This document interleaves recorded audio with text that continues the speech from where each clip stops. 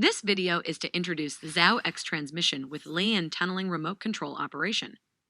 By using a LAN tunneling function, when video transmission is made, there are two private networks can be connected.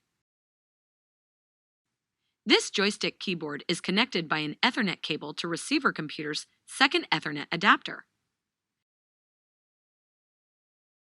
As the result, we can control other end's PTZ camera. The Zao-X transmission latency is about 110 milliseconds. We installed a PTZ camera with Zao-X inside of car. Let's take a closer look at the PTZ camera. This is the Ethernet cable connected to Zao-X's line 7. Above is the MLU. Let's check the line status.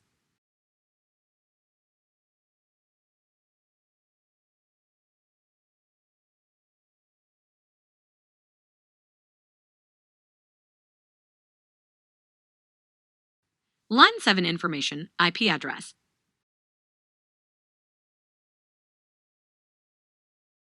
So we connected two private network and controlled PTZ camera.